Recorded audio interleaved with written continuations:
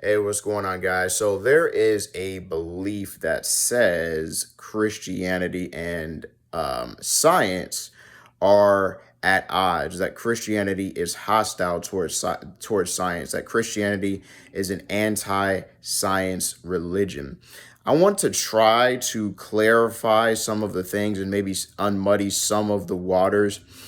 So the thing that the two ideas that don't agree with one another is not science, is not observable science, it's not theoretical science, it's not biology, it's not physics, it's not chemistry. I mean, there are Christians who are astrophysicists. There are Christians who work for NASA. So it's not science itself. What doesn't agree is Christ, the religion that he started through his death, burial, resurrection, and exaltation, Christianity, and Darwinian evolution, which is a theory, an ideology, a worldview, and I would even go as far as to say to some people who are really seeped in it, a religion. Darwinian evolution is not science. Let me repeat that again. Darwinian evolution is not science. Darwinian evolutionists make claims all of the time that go beyond the bounds of physical, observable science. Darwinian evolutionists all the time make philosophical claims. Therefore, the ideology of Darwinian evolution is not science. It is a theory. It is one of the ways that people use to try to figure out the origin of the universe, to try to figure out the origin of different species.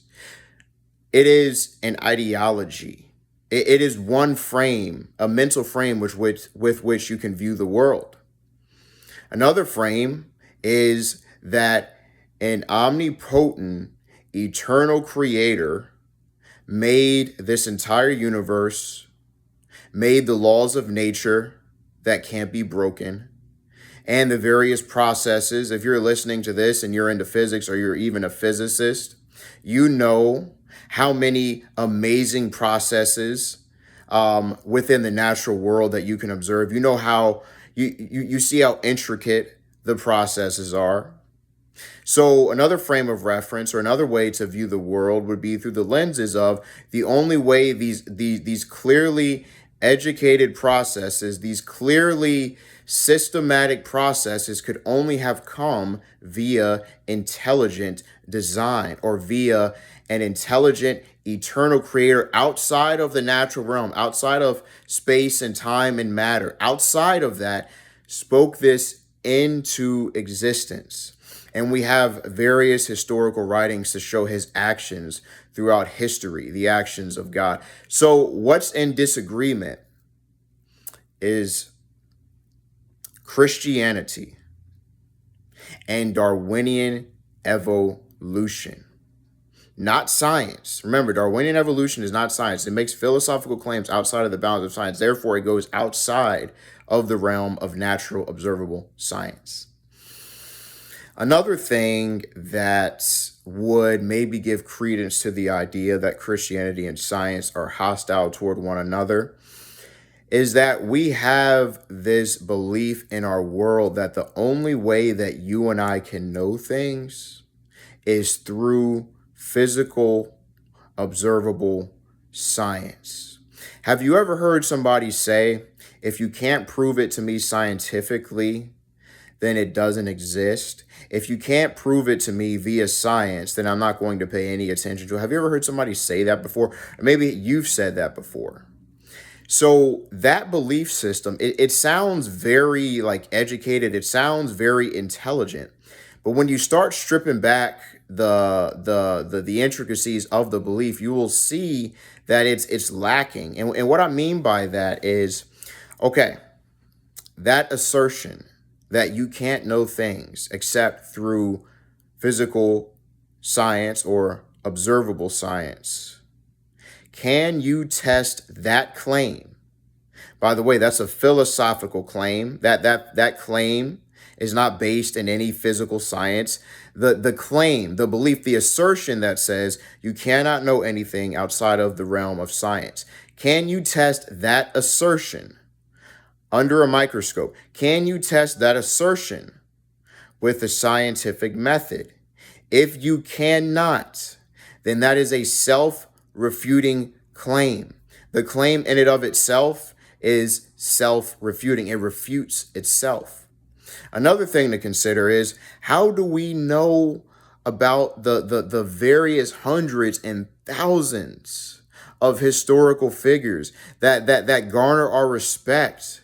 The historical figures that we can read about in antiquity that motivate us, that drive us even to be better people when we read their biographies, when we read their historical writings, when we read the triumphs that they and their culture overcame, the various adversities, the will and the courage that these men and women throughout history have exhibited. How do we know that they existed?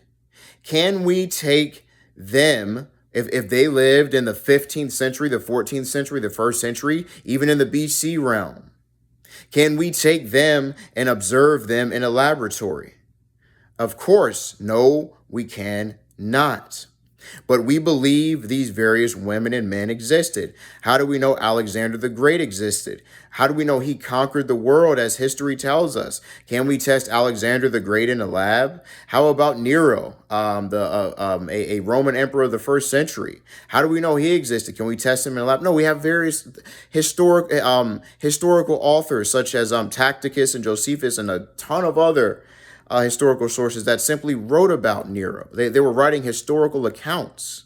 And then there's other things outside of just the accounts themselves that verify that these accounts are legit, that verify that they bear the name of the author who wrote them. But we know things outside of the realm of observable science. How do you know you're actually you and you're not somebody else? Do you have to take blood and send it for DNA testing every 5 minutes to verify that you're still you? You just know you're you, because that's just what it is. So the things that are at odds are the ideologies, never science itself, never the wonderful thing of chemistry and physics and biology and anthropology. Those things are not at odds with Christianity. It's the ideologies, my friends, that are at odds with one another. I really hope that makes sense, guys. I thank you very much for listening. God bless. I'm out. Peace.